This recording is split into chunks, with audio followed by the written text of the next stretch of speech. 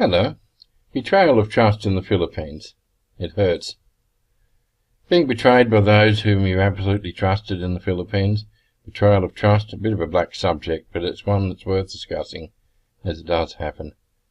If you are in an Australian Filipino relationship, you'd better be prepared. I know this isn't one of those nasty Filipinos, yet I still live here articles which I absolutely detest. Not at all. I love the country, I love the people. And it happens everywhere in the world, of course. I'm sure you've all been lied to, conned, ripped off, or had your heart broken in Australia by fair-skinned Anglo Saxons before, right? I know I have.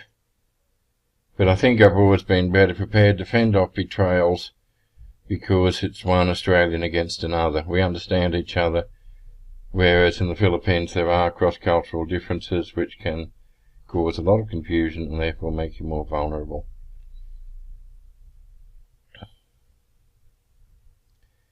Direct Australians versus indirect Filipinos. I hope I've worded that well. I didn't want to use the word lie or lying. Whilst I would like to say the issue is black and white, it rarely is. Everybody lies, as Dr. House would say.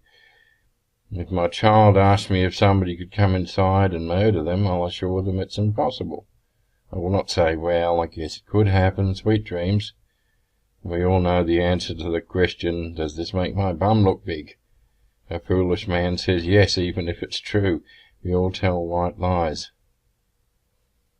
One thing that experience has taught me here, unlike in Australia, I cannot generally rely on someone's word. In Australia, especially with older or rural Australians, their word is their bond. Here in the Philippines, not necessarily. They don't always mean anything bad or wicked by it. This isn't a criticism or a judgment, not at all. But there is a lack of the same fanatical adherence to the truth that exists in Australia. You cannot be so certain that you're hearing the truth, even from nice people who would otherwise give you the shirts off their back. The Filipino approach to truth always involves how the answer will affect people. Will the other person get hurt or disappointed? Will they get mad at you? Will they tell somebody else? And will they get mad at you? Will it stand you in better stead if you said yes when you should say no?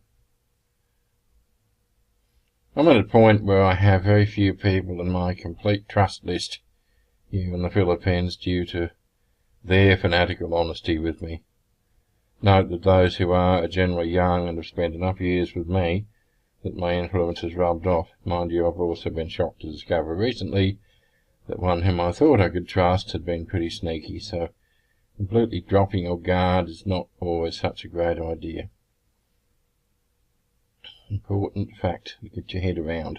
A foreigner is always a rich man in the Philippines. One of the issues that most of us in Australia are just ordinary. We go to work, we pay our bills, get our pay packet once a fortnight. We don't feel we stand out. I was just Mr. Average when I first came here. When I was back in Australia, I was just Mr. Average, and I was probably even Mr. Below Average back in the 90s. Here I was Sir, and I was looked at very differently. The poorer the person you deal with, the more you are the rich white man. I had somebody actually ask me once, what's it like being a rich man? I had no idea how to answer because in my heart of hearts I remain ordinary. I don't feel I've actually changed. I don't regard myself as a rich man.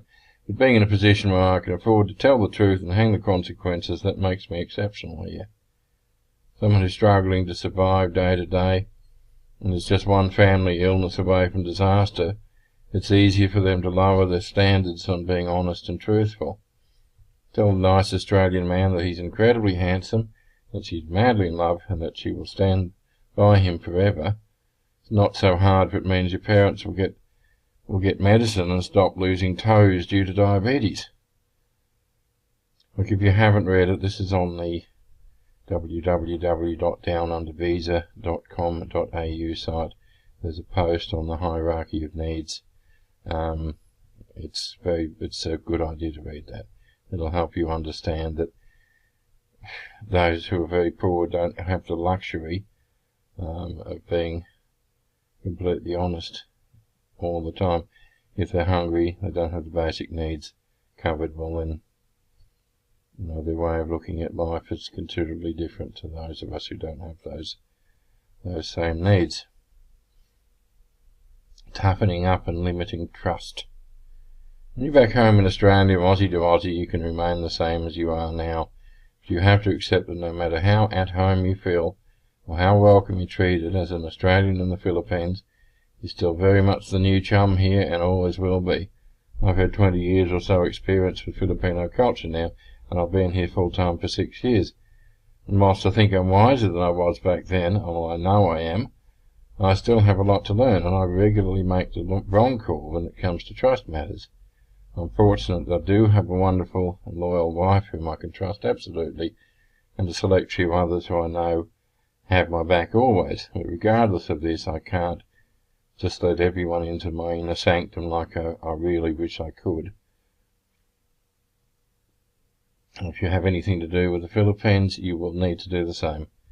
Recognise that you are an Australian in the Philippines, and recognise that Filipinos have a different approach and a different interpretation of the truth to what you're probably used to. And recognise that you are most definitely a rich man here, and therefore you are a target for scams, as well as someone that many people want to keep on the good side of, all of which means you will get lied to, so don't give your trust away too lightly. Thank you. I hope you've enjoyed that video. Just watch this space. You'll see regular videos coming out from now on, as well as please have a look at the website www.filipinowives.com.au, which is a site which is specific for giving advice to Australians in Filipino relationships. It's not a matchmaking site. It is not a dating site. It's there to help you to improve your relationship.